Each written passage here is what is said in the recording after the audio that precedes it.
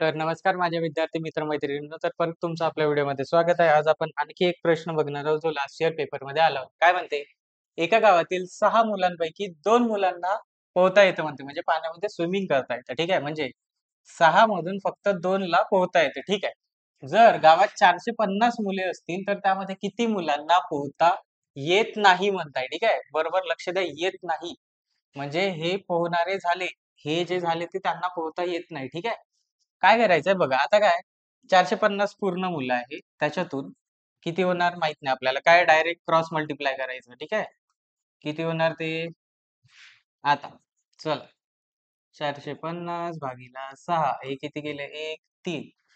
450 भागीला 3 किती होतं? 3 एक 3, 15, 5, 0 म्हणजे 150. म्हणजे आता इथे काय होतंय, की यालाच मिटवतो मी. 150 येतंय ना तिथे. म्हणजे 150 मुलांना पोहता येतं. आता आपण काय म्हणतोय बघा, 6 होते तेव्हा त्याच्यातले 2 होते. तर 450 मधले जे आहे ना, ते 150 मुलं आहेत त्यांना पोहता येतं. टोटल किती दिले गावात? 450 म्हणजे 450 मधून जर मी 150 काढले, तर किती राहणार?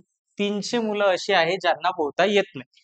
बरोबर? 150 मुलांना पोहता येतं 450 मधून, तर 300 मुलं अशी आहेत ज्यांना पोहता येत नाही. तसं उत्तर कुठे दिसतंय? 150 नाही, 250 नाही, 350 नाही.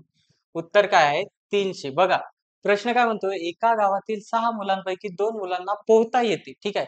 जर त्या गावात 450 मुले असतील, तर किती मुलांना पोहता येत नाही? हा नाहीकडे जास्ती लक्ष द्यायचं आहे. नाहीतर तुम्ही 150 सिलेक्ट कराल. त्यांना पोहता येतं. ज्यांना पोहता येत नाही त्याच्याबद्दल विचारताय. म्हणजे 300 आपलं उत्तर जे आहे ते बरोबर आहे. ठीक आहे. आय होप तुम्हाला हा प्रश्न समजला असेल. काही पण डाउट असेल तुम्ही कमेंट सेक्शनमध्ये सांगा आणि तुम्हाला कशाबद्दल डाउट असेल ते पण तुम्ही कमेंट सेक्शनमध्ये बनवा किंवा दुसरा व्हिडिओ तुम्हाला कशाबद्दल पाहिजे ते पण विचारा. आम्ही तुमचं त्याच्यावरती व्हिडिओ बनवूयात. तर भेटूयात पुन्हा एकदा दुसऱ्या व्हिडिओमध्ये. Bye bye.